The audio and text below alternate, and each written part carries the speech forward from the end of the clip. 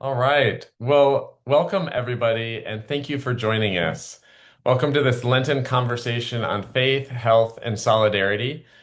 We're calling it Connecting Faith and Action in a Global Health Crisis. My name is Isaac Evans France. I am the director of Action Corps, which co-leads the Global Crisis Relief Coalition.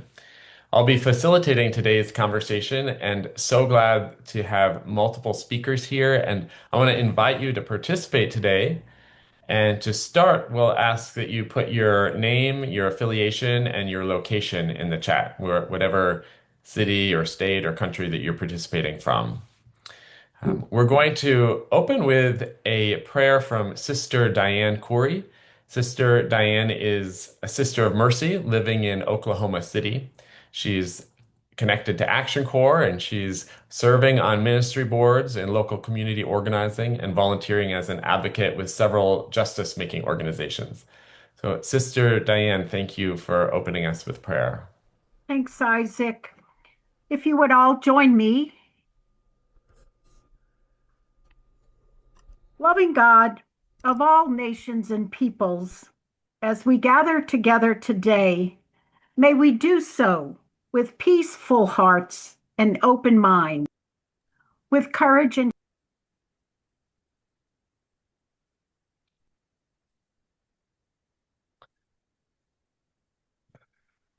loving I God. think I'll there we start. go. We hear you now.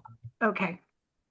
Loving God of all nations and peoples, as we gather together today, may we do so with peaceful hearts and open minds, with courage and conviction to serve for and with your people the world over in peacemaking and justice making. Guide us to deeply hear and clearly see each other as sister and brother. May we listen actively, speak our truth in love, and know the wisdom, knowledge, and skill we need to be effective advocates in our quest to secure the I'm use of supposed our to participate in this. to secure the use of our abundant global resources for the health and welfare of those who are most in need among us. Amen. Thank you, Sister Diane, for your prayer.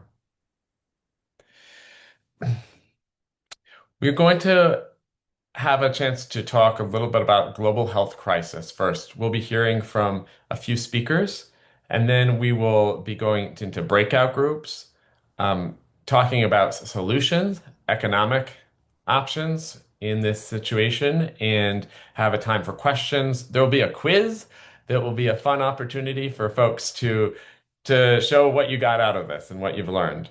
I want to pass the mic to Naranjali Marasinghe. Naranjali is the executive director of Action Aid USA, which is a branch of Action Aid International, which works in more than 70 countries to achieve social justice, gender equity, equality, and poverty eradication. So, welcome, Naranjali. Thank you so much, Isaac, and thank you for that kind introduction. Like Isaac said, I'm Niranjali. I'm the executive director of ActionAid USA, and we're dedicated to addressing poverty and injustice globally. And it is my pleasure, my absolute pleasure, to be with all of you here today in these very difficult times. We're here for a simple reason. People around the world, and in particular our fellow human beings in the developing world, are suffering. And this suffering is avoidable. We are in the midst of a global health crisis. Millions of children continue to die each year before their 5th birthday from largely treatable conditions. Progress in reducing child mortality has stalled, and childhood vaccination rates have declined. Over 1 million deaths per year are attributable to unsafe water and inadequate sanitation and hygiene. This goes without saying, but the numbers are shocking. I think you'll agree. And behind all these statistics are countless faces and lives and families. I think everyone on this call knows this and lives with these numbers and these issues. uh, and we carry that weight with us. So today, I'm glad that we have convened to talk about what we can do about it, what we can do as a community called by our faith, our conscience, and our moral duty. So a little bit about our plan for today. We're here together for 90 minutes. First, we'll hear from a series of experts, and they range from aid practitioners to political officials, health advocates, economists, and faith leaders about the grave health challenges that we are seeing in the world today.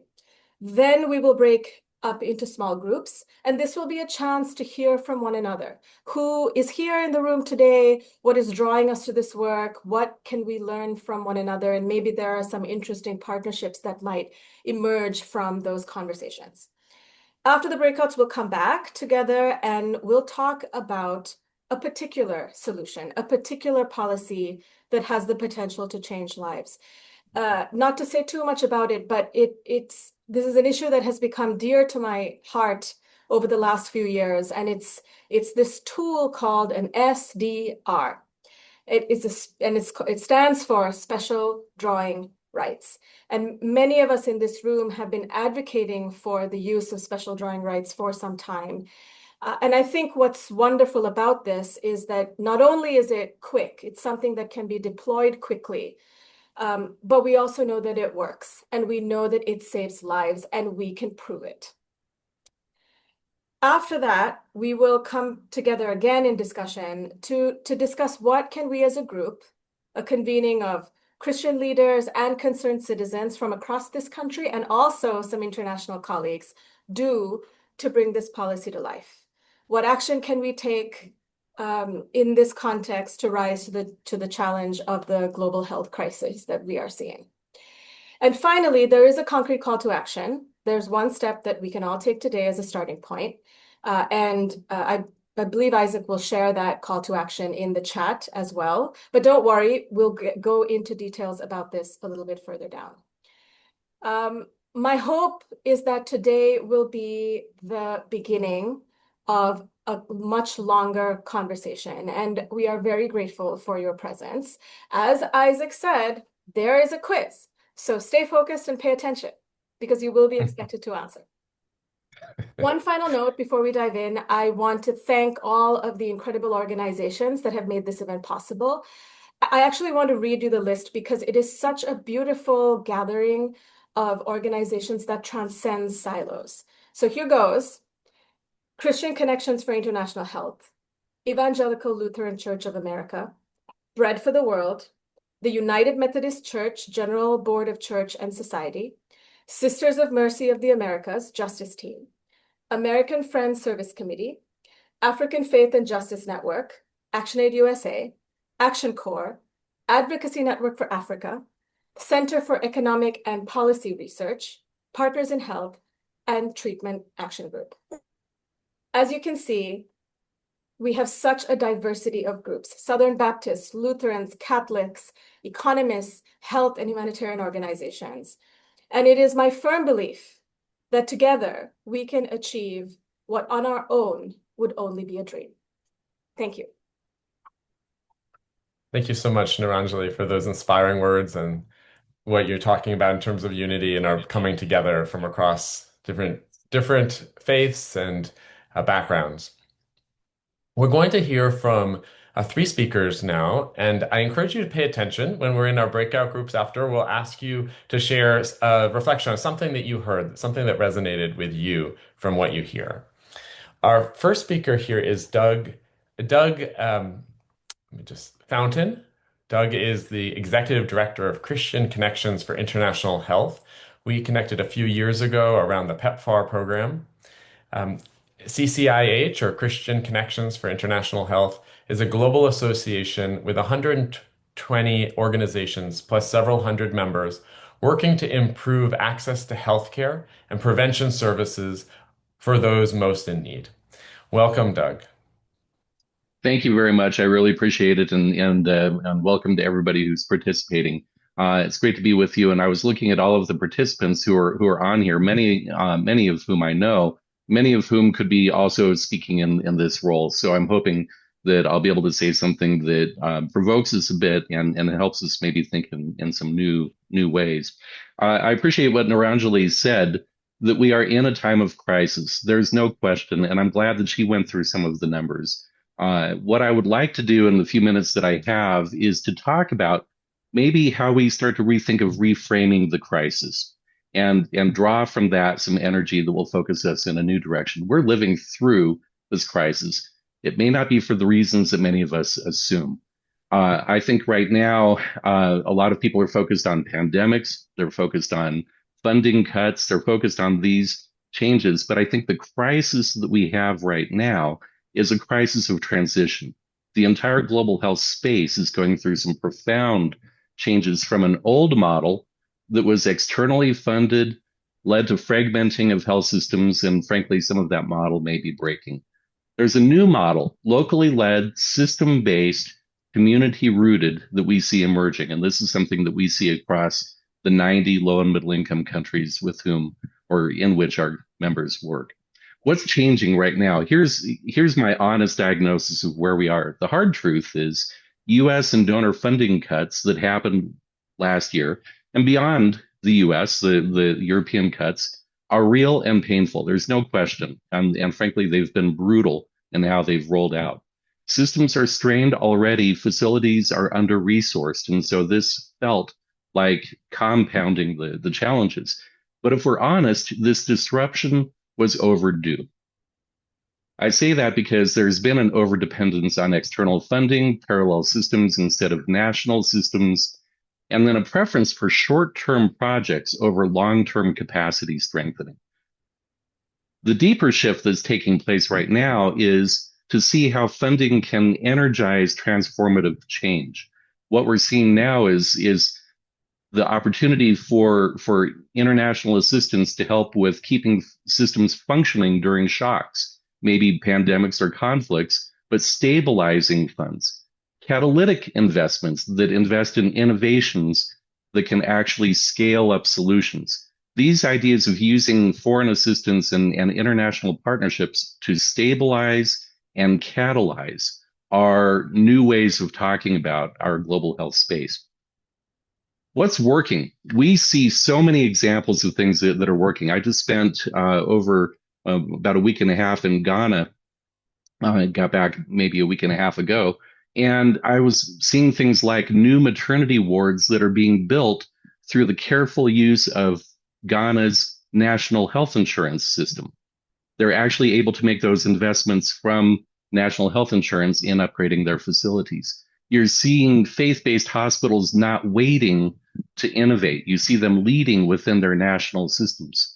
One poignant example of that was sitting with a Catholic sister who runs one hospital who had started a mental health program at her hospital in the north of Ghana that was able to transform services within the hospital, but then establish community linkages. That became a model that is now being spread throughout Ghana through the faith-based hospitals. And you're seeing also renewed levels or different or deepening levels of trust being built with government. You're seeing governments working in progressive partnerships with faith-based organizations. It's not competition, it's collaboration. These are things that give me some hope. Now, what is the reality? We still face these overwhelming numbers. And one of those major shifts that we're seeing in the global context is towards non-communicable disease. We know that non-communicable disease is quickly going to overtake, it's already overtaking communicable illnesses.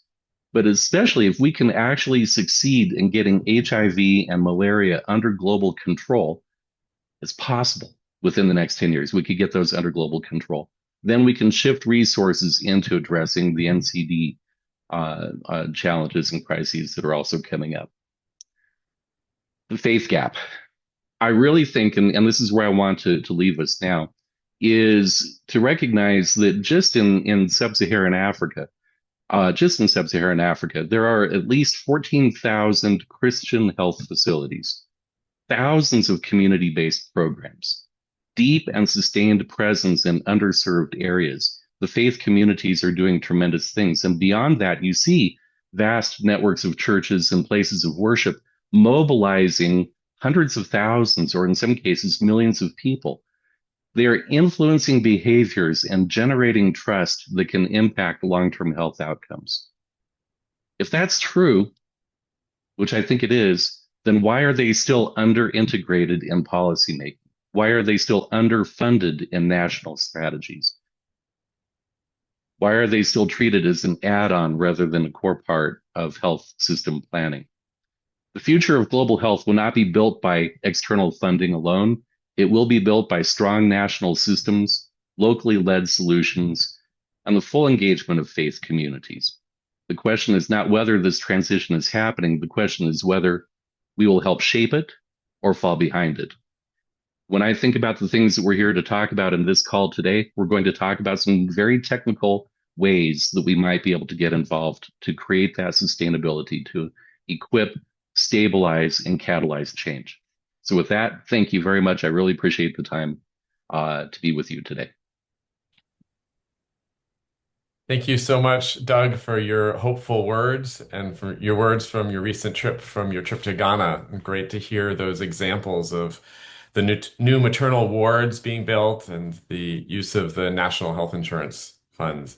I'd like to introduce you next to Chloe Dahleen, who I've been getting to work with for the last couple of years. She is an advocacy specialist at Partners in Health, where she is focused on economic barriers that prevent countries from achieving proper healthcare systems and from treating infectious diseases like tuberculosis. Welcome, Chloe. Thanks so much, Isaac. It's been such a pleasure to work with Isaac over the years as well. Thanks so much for everyone for being here today. It's really lovely to be in conversation with you all. I'm so grateful to be here. And thank you, Doug, for the excellent interventions on your diagnosis of where global health is at, and also really appreciate your comments on, the need for truly sustainable localized financing for global health. It was also lovely to hear this from a hopeful perspective and hear more about some of the things we're seeing that are working. As Isaac mentioned, I work with Partners in Health. We're a global health NGO implementer working with governments and communities in 11 sites around the world, mostly in Africa and Latin America, to provide high-quality public health care. I want to share a bit from our perspective as an implementer dealing with the global health funding squeeze right now. We are definitely experiencing what I would describe as a global health crisis right now. Health systems in many countries are facing a shortage of critical commodities, things like tests for infectious disease, like HIV and TB, emergency malnutrition supplements, and other medicines. Public health experts are saying that we're likely to face a spike in tuberculosis, malaria, and HIV in the coming years, on the order of tens of millions of cases, which we're already seeing just as an increase from 2023 to 2024. In 2023, tuberculosis returned as the world's top infectious disease killer, resulting in over 1.25 million deaths, despite being a fully treatable and preventable disease.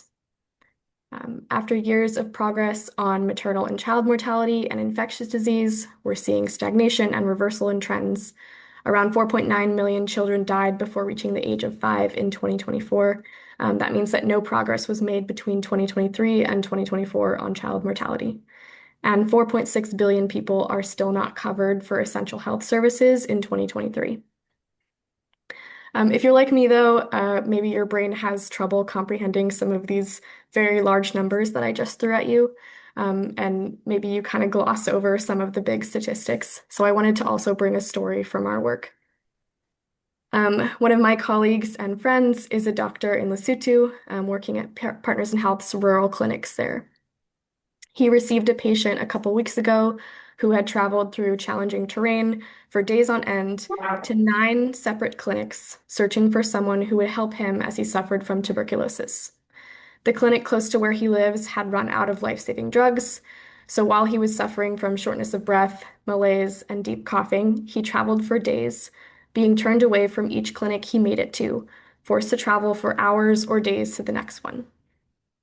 Fortunately, he made it to a PIH-supported clinic where he was finally able to receive treatment and support. But we can't ignore all the patients who couldn't have made it to the 9th clinic or even to a second one. As a Christian myself, this story reminds me of the Holy Family being turned away at each inn they traveled to before delivering baby Jesus into the world. How can we do the same to these people? Our director of infectious disease in Haiti put it exceptionally well, in my opinion. He said, "For every line item in the budget, there is a person, a patient, a nurse, a family. I'm asking you to remember the people behind these numbers." So my hope for today is that this call can bring us together during this season of Lent to remember the people behind these numbers and to galvanize us into action to support them. I want to emphasize that the vast majority of the suffering that I have described is preventable. These medicines and commodities that people are going without are tested, they're proven, and they're cheap. There's no reason that people should be dying. This suffering is largely a result of extreme fiscal constraints, which we have the means and resources to address. And I believe that a better world and a better system is possible. So in the spirit of Doug's very hopeful interventions and sharing about all of the good things that we are seeing as we work together, I'm very proud to be part of this group of folks here today who are working on making this possible. Thank you. Wow, Chloe, thank you so much for the way that you were able to bring together these vast numbers of people and such real stories about people's lives. You shared so much in such with so few words. And I appreciate that statistic of about 5 million children dying before the age of 5 in 2024. Wow. And your reminder that it doesn't have to be like this. I appreciated that connection that you made between patients not making it to the clinic and the turning away of the Holy Family. Wow. So thank you, Chloe, for connecting faith and global health. Our next speaker is Admire Mutizwa. Admire is the head of programs of Just Peace and Just Society at the Zimbabwe Council of Churches. Admire, thank you for joining us from Zimbabwe today. I imagine it's late in the evening where you are, and appreciate your taking the time to be with us.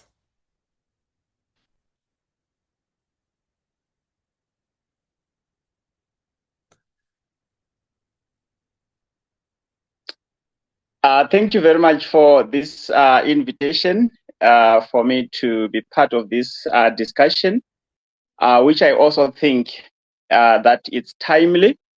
It's a real timely discussion at the time when there are so many crises in our country, but also across the globe. So I just want to share a story which speaks to the state of our health services and the need for interventions for us to save our lives. Over the weekend, I interacted with a patient who was recently diagnosed of cancer here in Zimbabwe. He has been ill for quite a long time, for about for the past 5 years or so. And when I was just discussing with him why he was now seeking medical attention when it looked very late, he then said that, look, from where I come from, our health services, the nearby health center, is not equipped with adequate medication. So he had to rely largely on traditional medicines when he was not feeling well.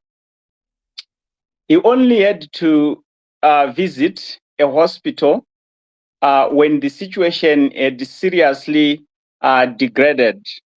And he visited his sister, who is staying in a very poor settlement in the town of Harare.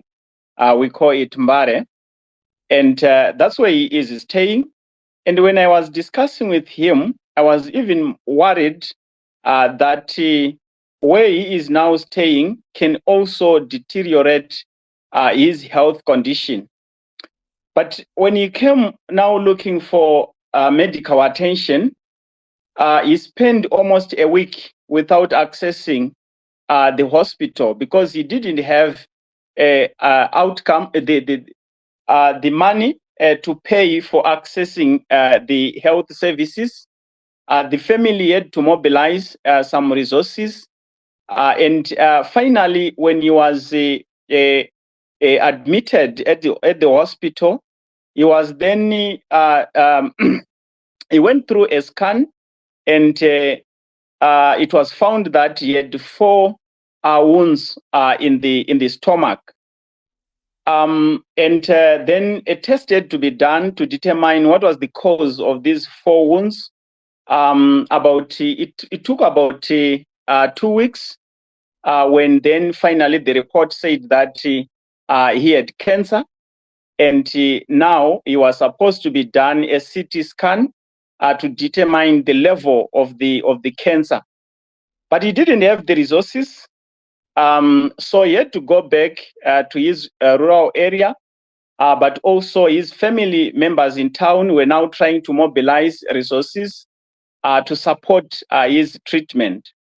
So what then touched me was that in all this situation where this patient is trying to find access to treatment, the family was actually now debating to say, with the amount of money which is required for the patient to be treated, is it worthy for the family to sacrifice the amount of money that is needed when they actually have the perception that this cancer is not going to be treated anyway?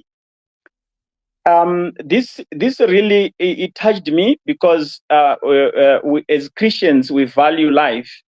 Even a single person losing one person, for us we would have lost a precious life. But if you find people now debating to say, should we sacrifice resources when at the end the person is going to die anyway? It shows the depth within the system that there are now serious problems when it comes to accessing health delivery. And the many people now, they even consider that our health institutions, some they label them a deathbed, that once you go there, you will not come back alive. So this is the situation of a health system where the system cannot take care of its own people. There is dependent on upfront cash payments to access services. And most people in my country, they do not have medical aid, and there is no a national health insurance. So it becomes very difficult for most people to afford health care in a system where the economy itself is also hurting. We have our nurses and doctors currently, they have been striking because of poor conditions. So the situation when it comes to health service provision is very bad, and it requires timely interventions. At this point, I will stop there. Thank you so much, Admire. Really appreciate your perspective and what you shared at the beginning about your interaction with the patient with cancer and just the challenges to be able to afford healthcare, the challenges with the delays that come when you don't have the resources and the need for medicines. It's great to have a health center, but if there aren't the medicines, that's a problem. So thank you so much for your sharing. We are going to take a moment now to go into breakout groups. And please stay with us because this is a great opportunity for a little interaction in small groups. And then we will come back afterwards and be talking a little bit about solutions, and particularly around the idea that Niranjali mentioned earlier of international monetary fund resources that can be deployed to countries. We're now going to transition into talking a little bit. We talked about a little bit of about the crisis in global health that we're seeing right now, and we're going to shift gears and talk about solutions, and particularly one economic solution that where the United States could play a very significant role in allowing forward. Um, you're going to hear from people from uh, different ends of the political spectrum, from perspectives, people who have served in government, both state government, worked for the federal government, um, who all are rallying around this idea of the release of International Monetary Fund resources that can make a real difference and, in fact, have saved hundreds of thousands of people's lives from the last release of these resources in 2021. So I'm gonna turn the mic to Representative Mark McBride. Representative McBride is recently retired Assistant Majority Floor Leader of the Oklahoma House of Representatives. He's also a businessman and a member of a Southern Baptist church in Oklahoma City. And I got to connect with Representative McBride several years ago when we were working with Oklahomans for the release of these International Monetary Fund resources, and he played a significant role in engaging federal lawmakers and folks in members of the government of African nations. He's just been a steadfast ally in this work, and look forward to hearing from him today. So welcome, Representative McBride. If you want to unmute your line, we'll be able to hear you. I think the line is still muted there, but look forward to hearing you in a moment. And I was There we admiring the go. artwork. There we go. So Isaac, thanks for that introduction, and it's been a pleasure to have gotten to know you and spent these last several years now working on this project. But before I get started, I've got to fit Megan. I was in a conversation with you. We just got cut off. Isaac cut us off. So, what I was going to tell you, USAID originally started at Oklahoma State University. It was called the 4-Point Program. It was a partnership with Oklahoma State University and Ali Selassie, the last ruling emperor of Ethiopia. So, there's you a little bit of information you probably didn't know. And I actually met and spent a lot of time drinking tea or coffee with Ali Selassie's granddaughter, who had been in prison for 14 years, and I met her in Ethiopia when she was doing some education and humanitarian stuff. But my life has been strange. When I first ran for politics, I'll never forget there was a lady that was in the legislature, and I went up and introduced myself to her, and she wasn't a very nice lady, really. And I introduced myself to her. I'm Mark McBride. I'm running for this, and she said, "Are you a Republican?" I said, "Yes, ma'am, I'm a Republican." She said, "Are you a conservative Republican?" I thought about it a minute, and I said, "Well, I'm a conservative Republican, but I'm a practical caring Republican." She said, "Well, you can't be that way and be a Republican."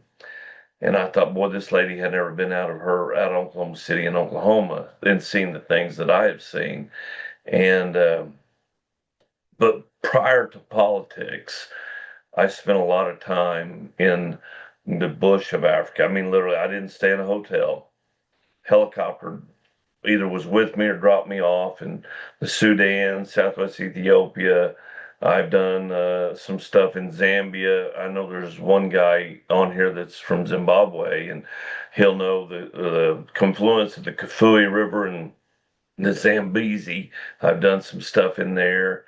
And Kenya, I was on the board of directors of a orphanage and a clinic in Kisumu, or outside of Kisumu a ways. And later on, I was the president or chairman, whatever they called me. But I've seen the need, and a lot of things. I was chairman of education appropriations here in Oklahoma, and education has always been a big deal to me. Although I never did finish college, I just went one year because my mother asked me to. So, but it's a huge thing, education, and I've just seen so many people suffering from the mountains of Central America that had no doctor, that would have to, go down out of the mountains a 3 or 4 hour ride on a mule. I've seen people carried in a sheet going down steep mountains, where there's no doctor available. And in Africa, just such the need for that. And I think that's where when Isaac approached me that's how I got interested, because I'd seen these needs and tried to provide what I could, on my trips there. I've spent years in Nicaragua. Matter of fact, I built a place in the mountains so I could live when I went there, and it's not mine.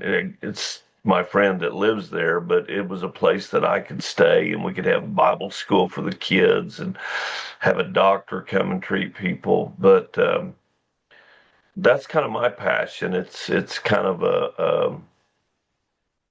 the SDR deal. I don't know how to explain SDRs to you, really. I mean, I probably do, but I'll let one of these whatever. I'll let one of them explain that to you. But one of the things that I was thinking about, that I'd written on another deal, in a world with so much need, the question isn't whether we can help, it's whether we will. And that's what I'll leave you with. Thank you, Representative McBride. That's such a great introduction, and talking about the decision and the question of, do we have the willpower to help? I want to introduce you next to Jaron Bourke. Jaron is a senior advisor for the Center for Economic and Policy Research in Washington, D.C. Jaron has a career of over 25 years, having worked for Congress. He managed the House Oversight Committee staff and served as both a legislative director and chief of staff for a congressional office. He's been working on this campaign for a new issuance of special drawing rights from the International Monetary Fund. And Jaron, so glad you can join us. I think from one of the buildings on Capitol Hill right now. Yes, and I want to apologize to everyone that you're going to hear ambient noise because I'm in the cafeteria of the Bourke Senate office. All right, so we have heard so eloquently that we are in a time of crisis, and what I want to bring to this conversation is that we are also in a time of unparalleled ability to confront those crises. I'm talking about both your experiences and perspectives, which are provide the skills for confronting those problems. But I want to direct attention to the availability of resources to apply to these problems.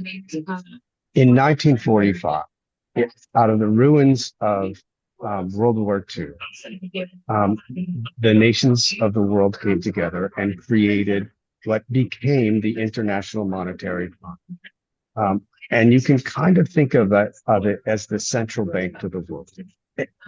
It's not a perfect analogy, but just think about it a little bit that way. Now, big countries like the United States, we have a central bank. It's called the Federal Reserve, and it has two missions. It keeps inflation down, tries to, and has the ability to do that, and employment up. But most of the rest of the world doesn't have that ability.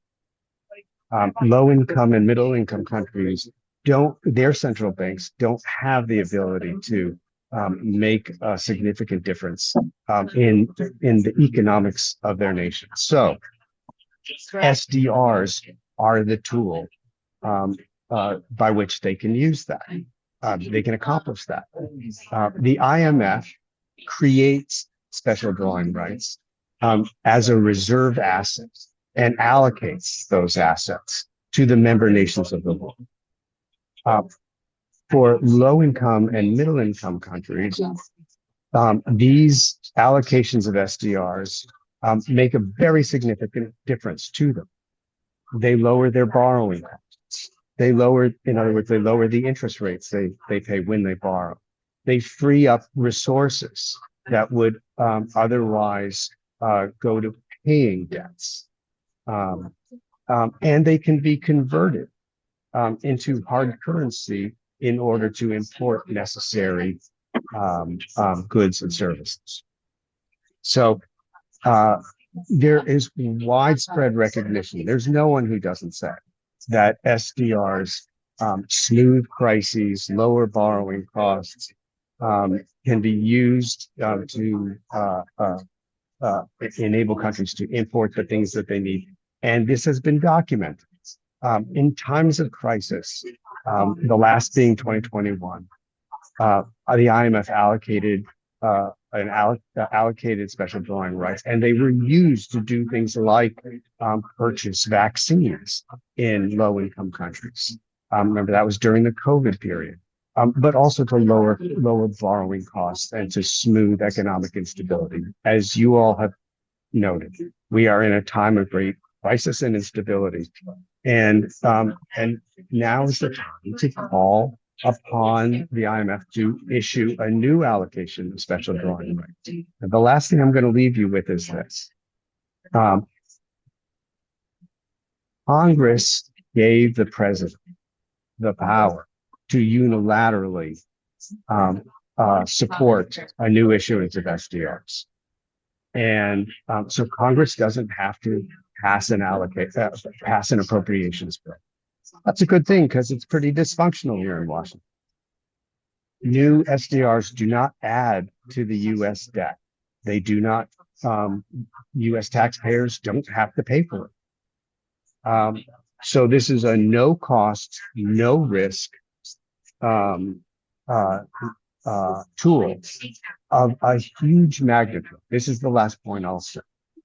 The last time in 2021 that the IMF issued special drawing rights, the amount that went to low and middle income countries was more than all of the foreign aid from all of the advanced economies that year. In other words, it doubled the goodwill of taxpayers. So we're talking about a lot of resources, and it's politically efficient in these tough times in Washington. It is possible for President Trump to direct his Secretary of Treasury to support a new issuance of special drawing rights, and that would have all of the beneficial effects that I referred to, and help all of you in the work that you do. Thank you so much, Jaron. I really appreciated the points you made about the 2021 release of special drawing rights, which we saw lowered borrowing costs for countries, provided economic support for families. They were used to fund some countries' budgets. They were used for healthcare, like to purchase vaccines, create hospitals, buy medical equipment.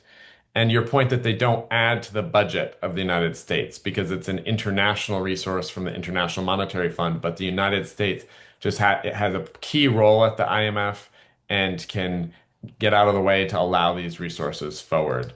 And the amount of SDRs that were released, Jaron mentioned in that 2021 release, was greater than all of the foreign aid from all of the donor countries that year. So it's an incredible macroeconomic way of helping stabilize the global economy and particularly help low and middle income countries. Yes, as Frank in the chat wrote, it should be a no-brainer. And by the way, I'm really appreciating the participation in the chat. We really love seeing all the comments. This is a Zoom. It's not it's a gathering, a convening. It's not a webinar. It's not a one-way sort of thing. So thank you for participating. Before I introduce the next speaker, I wanted just to take a moment to thank a few people who have made this possible. Dr. Marianne Mercer for generous support, for Katie Kelshaw, Teresa Nan, and Michael Gallant for their work behind the scenes on the spotlighting and the putting things in the chat, all the tech. Really appreciate all of your support. And Jaron, thanks so much for your encouragement of us coming together. Our next speaker is somebody who we've gotten to know over the years, whose name is Dr. Pauline Muchina. Pauline is the Policy and Advocacy Director at the American Friends Service Committee, or AFSC, the Quaker organization. She's the founder of the Future African Leaders Project. And previously, she served as the Senior Partnership Advisor for UN AIDS for 7.5 years. Pauline, welcome to this call. Thank you so much. I am delighted to be joining everyone to have this conversation, and happy Lent for those who observe Lent. And as I was listening to previous presenters, I was thinking about how do I observe this Lent period, even as we come to the end of it next week. And, I am confronted by the notion of suffering during Lent and the Good Friday, which is next week, and the suffering of Christ, and how many people are suffering throughout the world. And only to hear about, the stories that have been shared, and to realize that the global health crisis before us today is not an accident. It is by design, because it is the result of political, economic, and moral choices that have been made by leaders and institutions. And also, it is not inevitable. It is inevitable, and it is changeable, and we do have solutions that we have been talking about. We see it in vaccines apartheid.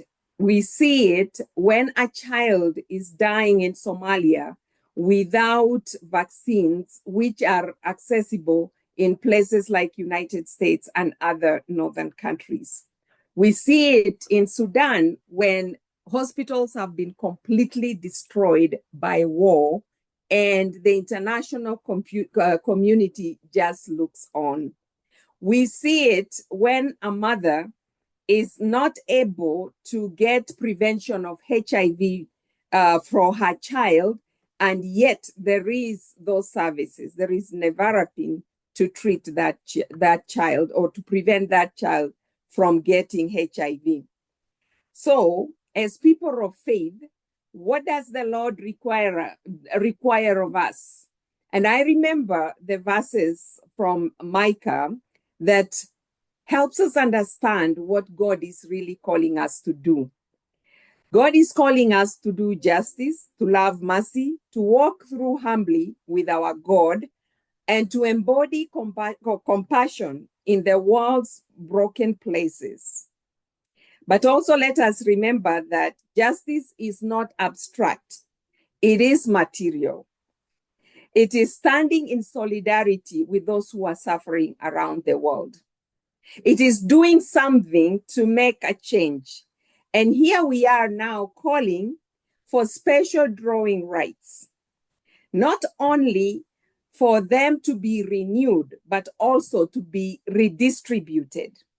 Because as our brother was talking about this being a resource that is available to help countries, the most of it is actually concentrated with the rich countries like United States, like China, like Russia, like others. But in African countries, very little. In the Caribbean, very little. And in other places also, in Asia and Latin America, very, very little. And yet, special drawing rights are able to breathe strength into health systems, not only in African countries, but in other parts. They can support pandemic preparedness. They can enable poor countries to invest in local manufacturing of medicines and vaccines. And yes, they can help restore dignity by allowing nations to respond to their own needs. But as I said, those special drawing rights are not accessible to most developing countries. So what do we do as people of faith? As people of faith, we must ask ourselves, do we use our faith to act? And if we do use our faith to act, then what do we do? Today, we are calling you to help us sign this letter, the special drawing I mean, the SDR letter that is going to be posted on the chat, even as we discuss this. Because when you sign that letter, you are asking for special drawing rights to be redistributed and also to be accessible to countries around the world that are suffering, especially with their health system. We know that when USAID collapsed, and we also know that when PEPFAR is also being a little bit shaky, these countries are not able to provide health services as they were doing before. So if you sign this letter, you will be helping us call for justice. And the justice we are calling for is for these special drawing rights to be redistributed, for also new special drawing rights to be done so that the more and more countries can have access to this. I know that it is hard and, we don't have much time, but I do want to leave you with this. If we do believe that every life is sacred, then we must act like it. And the way we act like it is by signing letters like this one, calling for justice around the world, and even it would be so unfortunate for me to finish without saying also to call for the end of the war in Iran, because they are all connected.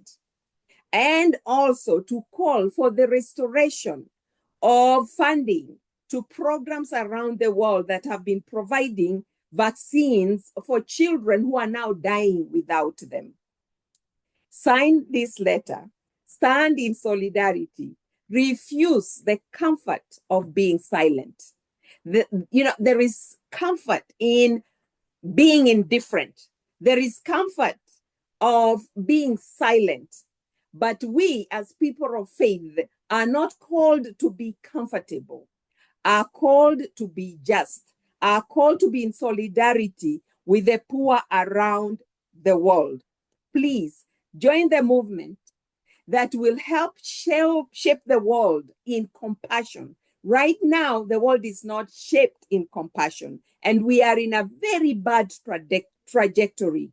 But we can start reshaping our world by sharing compassion, by being in solidarity with one another, and by signing this special letter so that these SDRs can be redistributed or reallocated.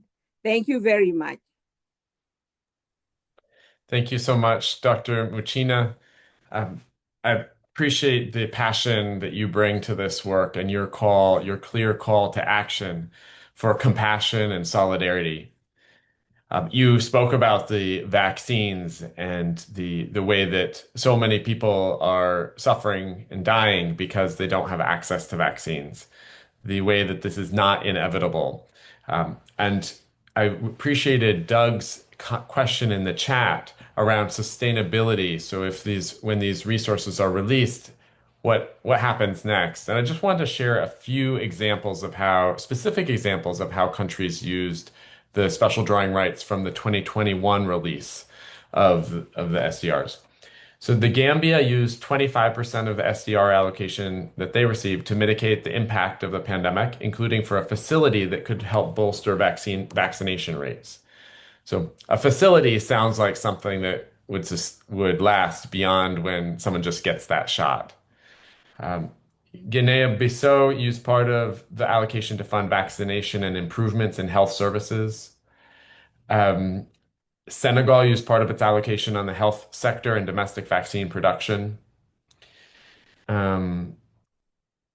Bosnia used the entire allocation for pandemic-related spending, while Paraguay financed expenditures related to the COVID-19 emergency plan.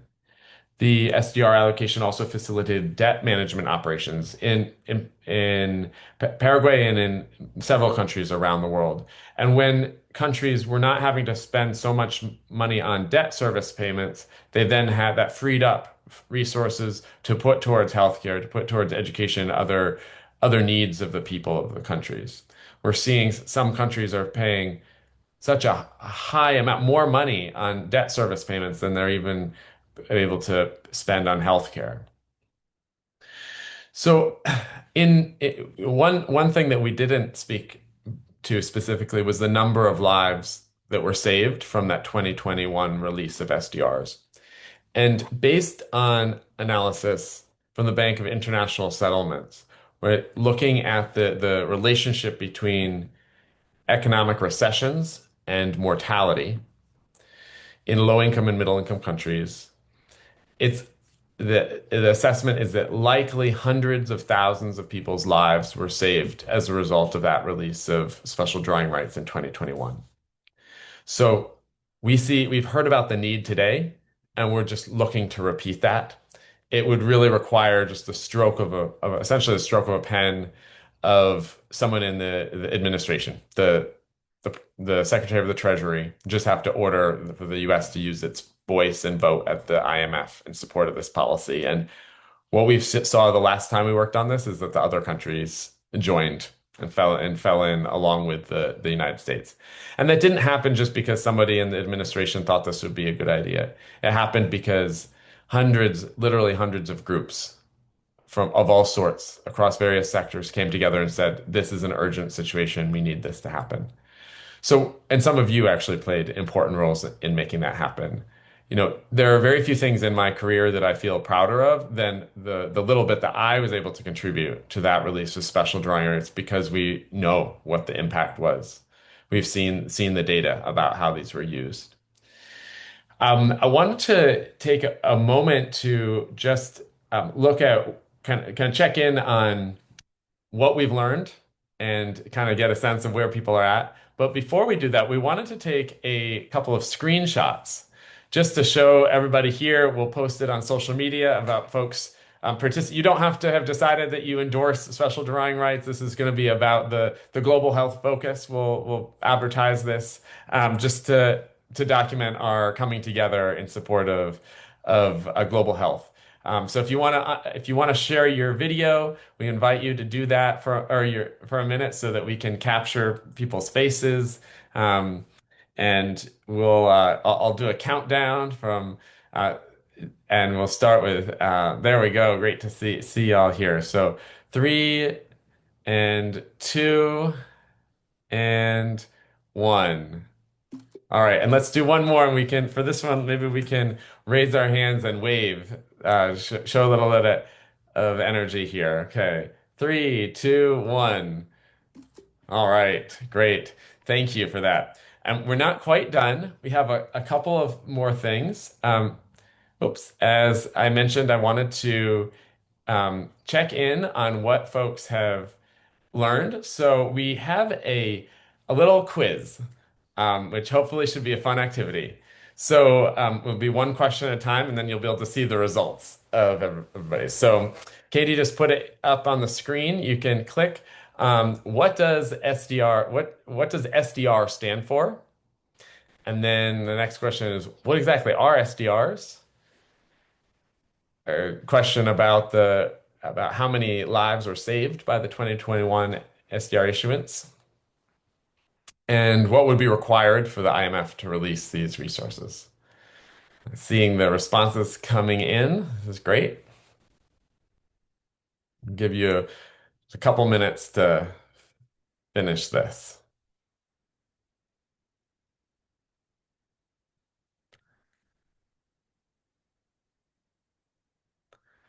All right, we have about a third of everyone has answered the questions.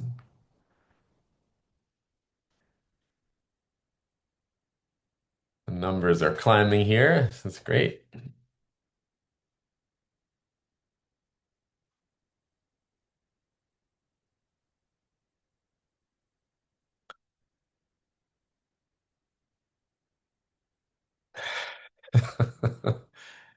So far, it looks like everybody has gotten the answer on what SDR stands for correct.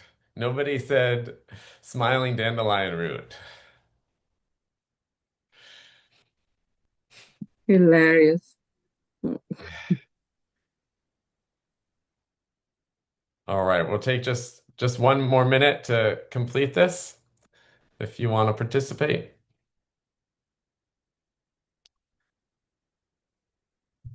Thanks so much, Doug, for having signed the letter, and let us know if you've signed the letter and you want to share that and you finish the poll or the quiz, you can put that in the chat. I signed on as I'm a member of a church here in the Northeast US. I just signed on. All right, we're gonna wrap up the little quiz, and we'll go over the answers here. So the answer to the first one, what does SDR stand for? And the answer is special drawing rights. You all got that right. Congratulations. The next one is, what are SDRs? And while it may feel similar to foreign aid, it's actually it's a macroeconomic intervention. So it's not quite the same in that it goes to countries' central banks and it helps stabilize the global economy. So a financial resource that's created by the International Monetary Fund and specifically used in times of economic distress when it can be released to all 190 member countries of the International Monetary Fund. Based on the relationship between recessions and mortality, hundreds of thousands of people's lives were saved from the 2021 SDR issuance. That's what the analysis has shown was likely. So the largest option there. And then the final question, what would be required for the IMF to issue SDRs to all member countries? And the answer is we don't actually need Congress to act on this. In order to make this move, the US President or Secretary of the Treasury would have to direct the US representative at the IMF to support this. And then we believe that this would move forward. So thank you everyone for participating in that quiz. We wanted to make sure that you had a copy of a report that the Center for Economic and Policy Research did, and so Teresa can share that in the chat. I wanted to ask you a few questions and invite you to either raise your hand and we'll call on you, or if you prefer, just putting the answer in the chat. But would love to hear from as many as you as are willing to share. If someone were to ask you, what are SDRs? How would you respond? It could be in your own words. You could throw it into the chat, or if you want to be brave and unmute, you can. We'll call on you.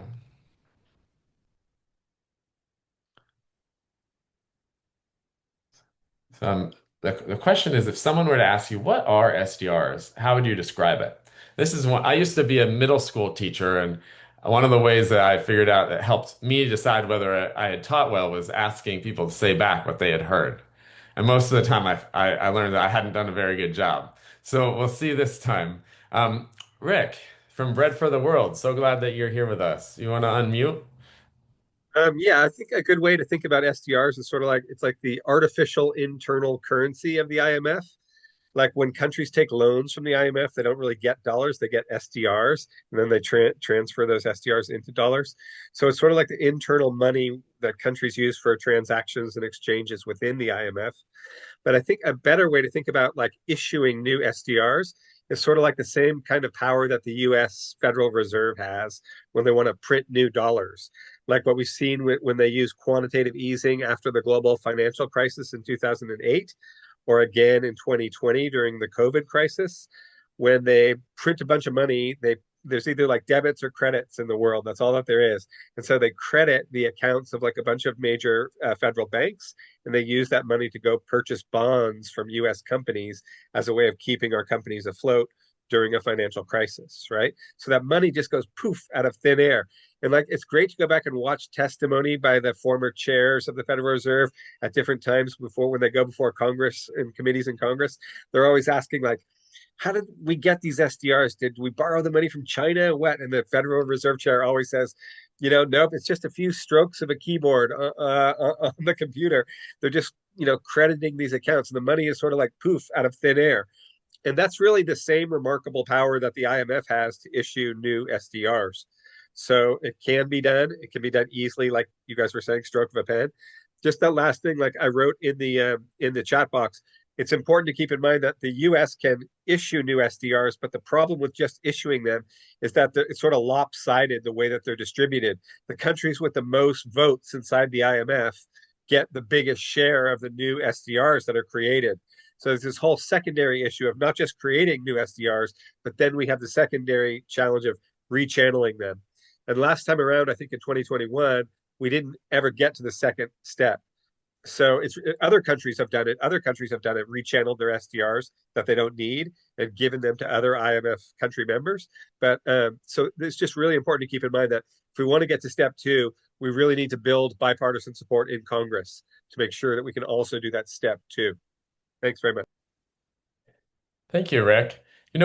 I really appreciate how you related the creation of special drawing rights to the creation of dollars, how this is something that can be done with a central decision to stabilize the economy. And something, just a point around the distribution of them, while they do go to countries relatively proportional to the size of those countries' economies, what we know is that they're most useful for low-income and middle-income countries. For the United States got sort of billion special drawing rights, but they're basically an accounting entry on a spreadsheet for the US and for other wealthy countries. For low-income countries that can't just whip up dollars or euros or yen or some other internationally strong currency, it's really a lifesaver, and it can seriously bolster the foreign reserves that countries have in their central banks. That means that it reduces investor flight, it reduces borrowing costs, as we heard. So although it's disproportionately they go to wealthy countries, they disproportionately benefit lower income countries. Great point. And Ray, go ahead. And if you want to introduce yourself and your affiliation, we'd love to hear that as well. Yeah, my name's Ray Martin. My whole lifetime career was international development with USAID and the World Bank. And as Doug Fountain's predecessor as executive director of Christian Connections for International Health. And I have a degree, bachelor's degree economic and master's study in economics. So the concept of special drawing rights is not new to me at all. Maybe I have been out of the loop. This is the first time I've heard of advocacy by people like us for another issuing of special drawing rights to address the health crisis. I'm intrigued by that. And I presume that the US government by itself can't do this. The IMF and its decision-making processes has to do this. So there are presumably other countries need to vote in favor of an issue of special drawing rights, ideally with the kind of redistribution that Pauline Muchina was talking about and Rick was just talking about. What's the status of discussion of this idea and advocacy for it by our brothers and sisters in other influential countries around the world? That's such a great question, Ray, and thank you so much for joining us. It's great that as you've moved on from your role as the head of CCIH, you've stayed engaged, and thank you for joining us today. I will turn this question to Jaron from the Center for Economic and Policy Research about other countries. But I first wanted to also just to acknowledge that while my organization and many of the organizations here are certainly strongly advocating for new issuance of SDRs, some of the groups here that have supported this event are here to learn and to participate in conversation, but haven't necessarily taken a stance yet on special drawing rights. So there's a range of folks' relationship to the issue, and just wanted to acknowledge that. And Jaron, you wanted to take this question about what about other countries and their support of SDRs? Sure. Well, first I'd say that the 2021 issuance was also the result of people's advocacy. And it would not have happened automatically and didn't happen automatically. It happened because of the hard work of grassroots advocates. The and that took the form of pressuring Congress. And the result of it was that the president used his legal authority to bypass Congress and to support a new issuance of $650 billion equivalent of SDRs in 2021. The U.S. plays a unique role globally at the IMF. We're the undisputed leader. We are the largest single actor. We have the ability to stop anything we don't want. And we have the ability to lead the rest of the world to approve a new allocation of SDRs. Who is it who does it? There's a desk at the Department of Treasury that is the U.S. representative. It's called the U.S. Executive Director. And there are a number of executive directors, and they're on the board of governors. And what the TikTok of how this would work is that the Secretary of Treasury would direct his underling to represent the U.S. position at the IMF at their regular meeting to support a new allocation. And it would be a very, very safe bet that the motion would pass. And there are calls around the world for new issuances, but it won't happen without U.S. leadership. In fact, it can't happen without U.S. concurrence. So the United States is the most important decider, and its willpower to allocate new SDRs would almost 100% guarantee that the rest of the world would support the motion and the allocation would occur. And the results would be immediate. This is something I failed to mention earlier, but the benefit of an allocation occurs immediately. That stroke of a pen analogy that you heard is not an analogy. It's basically a description. And so immediately the assets appear on the national balance sheets of the world's countries, and the financial benefits of that increase in reserve assets on their balance sheets results in lower borrowing costs and greater economic stability immediately. This is the fastest way to do the most good.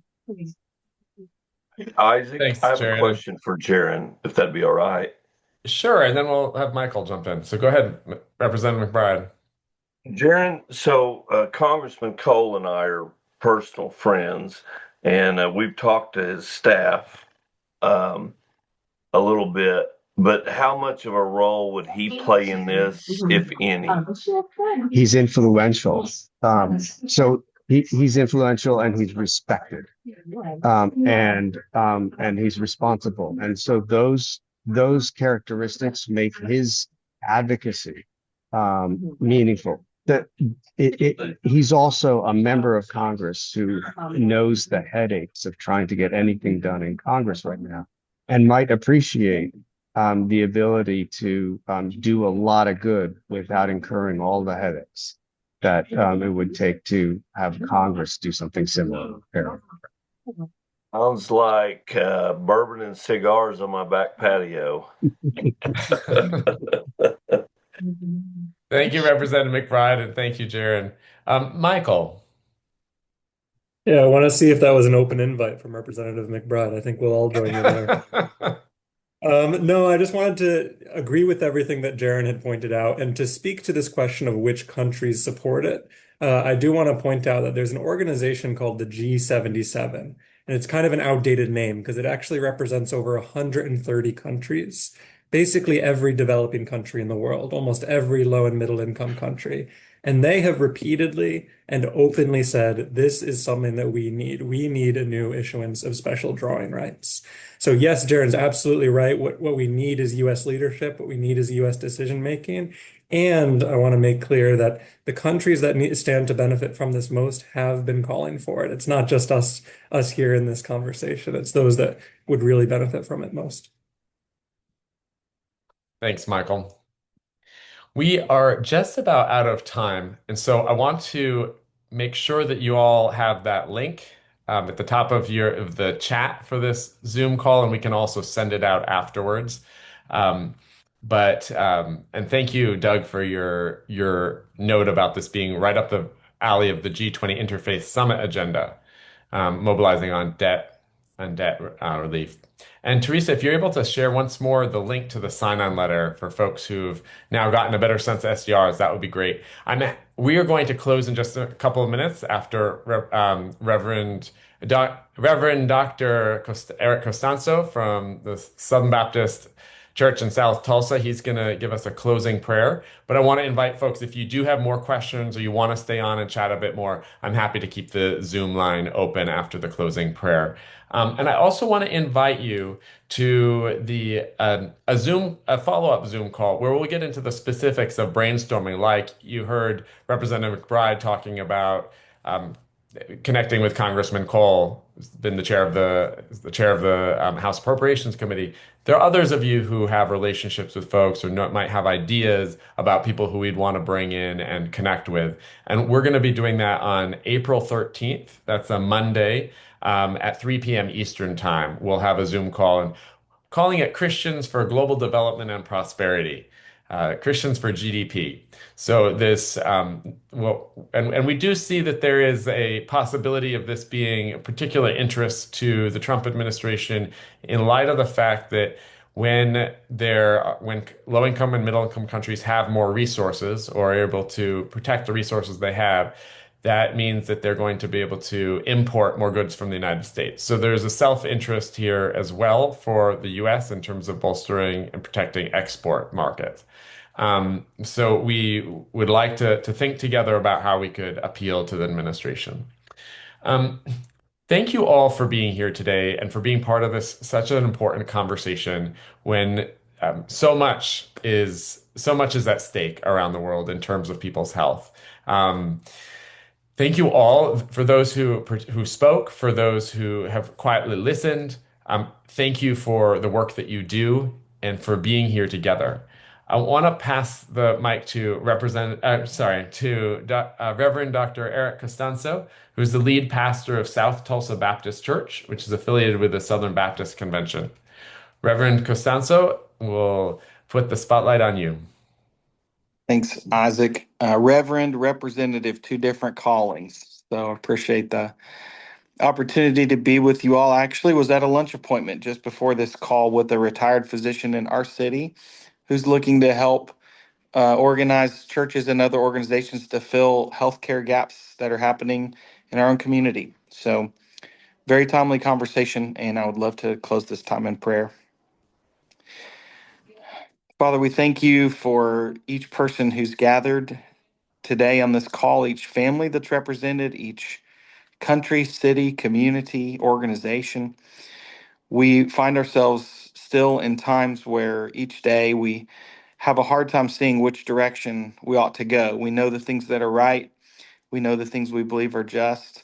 As some have even said on this call, many of us are in places where we are able to lead out of abundance. We're so incredibly blessed.